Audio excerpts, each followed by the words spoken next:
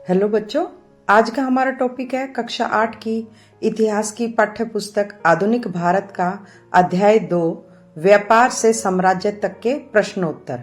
चलिए शुरू करते हैं अभ्यास का पहला प्रश्न।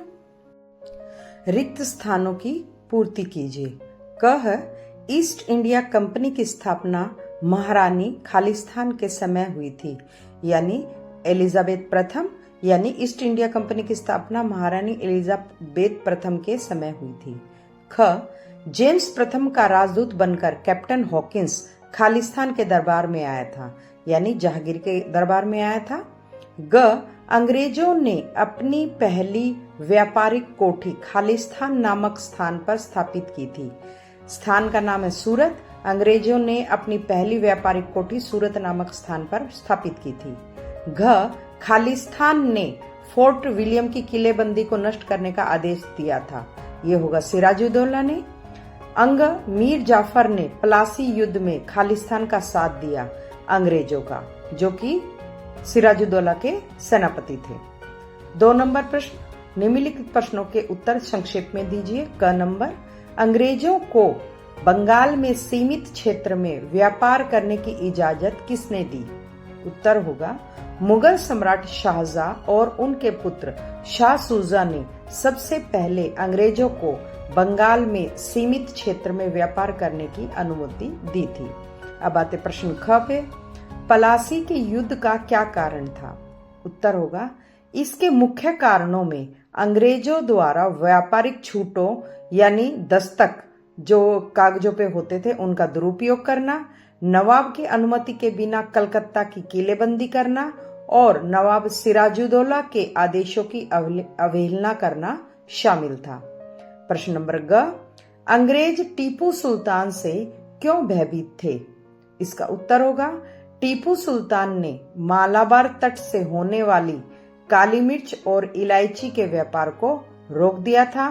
साथ ही उनके फ्रांसीसियों के साथ बढ़ते घनिष्ठ संबंधों और अपनी सेना के आधुनिकीकरण यानी कि मॉडर्नाइजेशन से अंग्रेज अपनी सत्ता के लिए खतरा महसूस कर रहे थे। अब आते प्रश्न नंबर घ पे। झारखंड कंपनी यानी ईस्ट इंडिया कंपनी सरकार के संपर्क में कैसे आया? उत्तर होगा 1765 में दीवानी अधिकार मिलने के बाद राजस्व या लगान यानी टैक्स वसूली और सुरक्षा की दृष्टि से अंग्रेजों ने झारखंड, उस समय का छोटा नागपुर के क्षेत्रों में प्रवेश करना शुरू कर दिया था। अंग नवाब द्वारा अपनी राजधानी मुर्शिदाबाद स्थानांतरित करने का क्या उद्देश्य था? उत्तर होगा मुर्शिद कुली खान जो कि नवाब थे बंगाल के, उन्होंने बंगाल के प्रशासन पर बेहतर नियंत्रण रखने, व्यापारिक केंद्रों के करीब रहने और दिल्ली के हस्तक्षेप को कम करने के उद्देश्य से राजधानी को ढाका से मुर्शिदाबाद स्थानांतरित किया था। अब आते प्रश्न, आइए चर्चा करें पर, जो प्रश्न नंबर 3 है। पलासी का युद्ध अंग्रेजों ने किस प्रकार से जीता? इसका उत्तर होगा पलासी का युद्ध 1757 में हुआ था। उसमें अंग्रेजों ने अपनी सैन्य ताकत से ज्यादा साजिश और कूटनीति से जीता था। इसके प्रमुख कारण निम्नलिखित थे। पहला कारण है मीर जाफर का विश्वासघात। नवाब सिराजुद्दौला का मुख्य सेनापति मीर जाफर अंग्रेज अधिकारी रॉबर्ट क्लाइव से जा मिला था और अंग्रेजों ने उसे युद्ध के बाद बंगाल का नवाब बनाने का लालच दिया था। अब आते हैं कारण नंबर ख पे। 2 नंबर होगा जो ख, सेना का निष्क्रिय रहना। युद्ध के मैदान में मीर जाफर के नेतृत्व वाली सेना की एक बड़ी टुकड़ी ने युद्ध में हिस्सा ही नहीं लिया, जिससे नवाब की स्थिति कमजोर हो गई। अब आते हैं तीसरे कारण पे जो कि ग है, नवाब की हत्या। विश्वासघात से घबराकर नवाब मैदान छोड़कर भागा, यानी सिराजुद्दौला मैदान छोड़कर भागा, लेकिन बाद में मीर जाफर के पुत्र मीरन ने उसकी हत्या कर दी। चौथा कारण है जो कि घ है, आधुनिक हथियार। अंग्रेजों के पास नवाब की तुलना में बेहतर यानी बहुत अच्छी तोपें और प्रशिक्षित सैनिक थे। अब आते हैं चर्चा का प्रश्न नंबर 4। बक्सर युद्ध के क्या परिणाम हुए? उत्तर होगा, हम पहले से जानते हैं बक्सर युद्ध 1764 में हुआ था। 1764 के बक्सर युद्ध के परिणाम भारतीय इतिहास में बहुत महत्वपूर्ण और दूरगामी साबित हुए।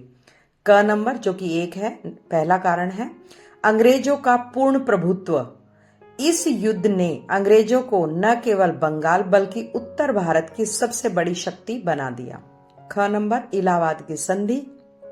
1765 में संधि हुई जिसे हम इलाहाबाद संधि कहते हैं। इसके तहत मुगल सम्राट शाह आलम द्वितीय ने ईस्ट इंडिया कंपनी को बंगाल, बिहार और उड़ीसा की दीवानी यानी टैक्स वसूलने का अधिकार दे दिया।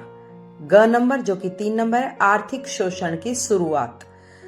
दीवानी मिलने के बाद बंगाल का विशाल राजस्व अंग्रेजों के हाथ लग गया, जिसका उपयोग उन्होंने भारतीय माल खरीदने और अपनी सेना के विस्तार के लिए किया। चौथा है घ, मुगल सत्ता की कमजोरी। मुगल सम्राट अब पूरी तरह से अंग्रेजों के पेंशन भोगी और उनके संरक्षण में आ गए। अब आते प्रश्न नंबर 5 पे। दिल्ली पर शासन करने का मराठों का सपना क्यों पूरा नहीं हुआ? इसका उत्तर होगा, मराठों का सपना इसलिए पूरा नहीं हुआ क्योंकि वे आपस में एकजुट नहीं थे और 1761 के पानीपत के तीसरे युद्ध में उन्हें अहमद शाह अब्दाली से हार का सामना करना पड़ा। इसके अलावे बाद में अंग्रेजों के साथ हुए संघर्षों के कारण दिल्ली पर शासन करने का उनका सपना अधूरा ही रह गया। अब आते प्रश्न नंबर 6 पे। राज्य हड़प की नीति, जिसे इंग्लिश में हम बोलते हैं डॉक्ट्राइन ऑफ लेफ्ट, इसके क्या परिणाम हुए? उत्तर है, लॉर्ड डलहौजी की इस नीति को यानी राज्य हड़प की नीति के कारण भारतीय शासकों में भारी असंतोष और गुस्सा फैल गया। भारतीय शासकों में असंतोष बढ़ा।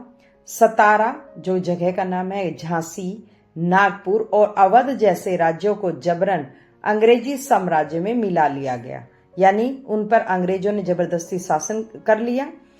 यही गुस्सा और असंतोष 1857 के प्रथम स्वतंत्रता संग्राम का एक प्रमुख कारण बना। अब आते प्रश्न नंबर 7 पे।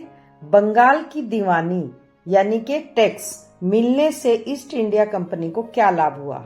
इसका उत्तर होगा, 1765 में बंगाल की दीवानी मिलने से कंपनी को कई बड़े लाभ हुए।